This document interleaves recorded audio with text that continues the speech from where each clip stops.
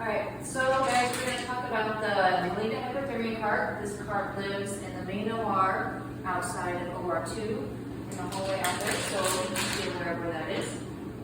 The new thing with the MH cart is now all of your medications, your sterile water, your syringes, your decanters are all in this tackle box.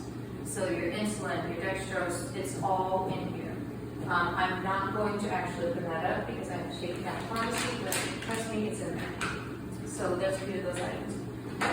Top drawer, you're going to have all of your IV starts, gauze, cling. These are going to be for when you're putting in your central lines or art lines to wrap around because your dressings will not stick because your patient is going to be sweating. You need to draw some labs, lab tubes are there, pump tubing, all that good stuff. Your second drawer, you're going to find a tip sheet on how to mix dantrolene, so don't freak out. Tip sheet's right there. We're going to set that right out there for right now. There are some more extra decanter spikes in the store if you do need them. For recovery, you guys do not have Tempro cables, so you're going to have your Tempro cable in here. This will hook up to your monitor on the patient. Your third drawer down.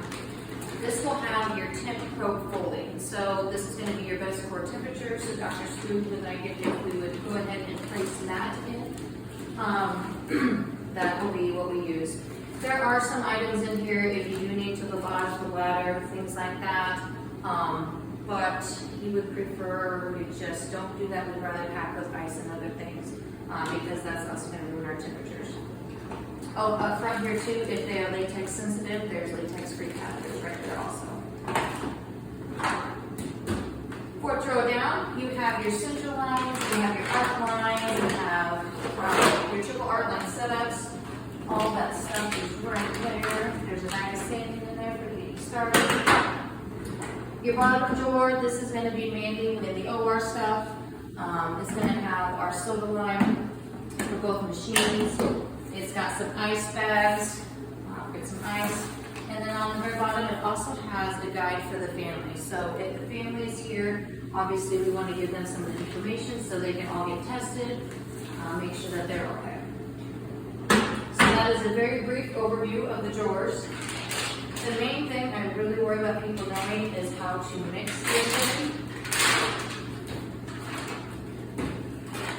So it's going to be a pretty quick process. The main thing with mixing dantrolene is the only thing that is going to reverse them out of the MH. The MH, they're going to be having calcium being released into the muscles, so they're having all these contractures.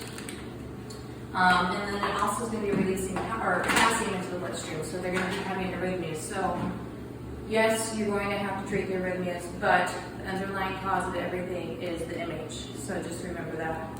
So getting your dantrolene mixed is very important. Out the top, each one of these is 20 milligrams, and it is 2.5 milligrams per kilo of the patient, or you can even go up to 10 milligrams per kilo. So you really can't overdose them. It would take quite a bit, and most of our patients are staying in, so I wouldn't worry too much about that. So we do not have 60 ml syringes, and the dantrolene requires 60 mLs to be drawn off of sterile injectable water. So, and that comes from pharmacy, so if you need more, you're going to have to contact them. There should be plenty in this box. So just go a little past the 50 ml mark to kind of general 60 mLs. It doesn't have to be perfect, just kind of close. There's this little spike that's supposed to make it easy. Sorry, I just put lotion on. Shut that in. And let's go over to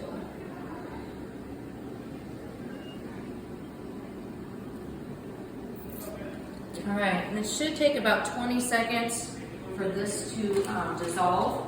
This is old, that's why we're using it. Once this is dissolved, you literally are going to try to then just draw it back up as fast as possible.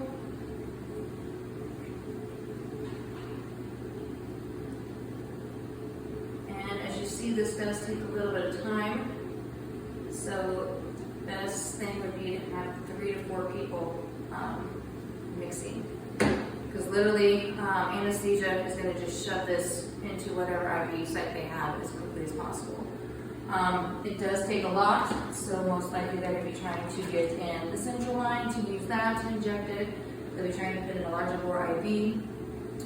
But the one thing I just want you to remember, don't panic, just open this up. Here's your directions, start mixing. Anesthesia's going to know what to do. Nobody's coming over right away and whatnot. Just try to treat the underlying symptoms. Have people to go get ice, people to help assist anesthesia get the lines in, help order labs, and then literally just mixing. So it's kind of like a cardiac code on steroids, because you're going to have cardiac arrhythmias going on. All the meds for that are in here. You're going to want to pull the crash cart in, but you're going to have those underlying problems. If you have questions, or if you ever want to just poke through this cart, if you're curious, open the drawers. It does not have to be locked now because all the meds are locked in here. Go through and play with it. And if you have questions, contact Jess or I, and we'll be happy to help. Thanks.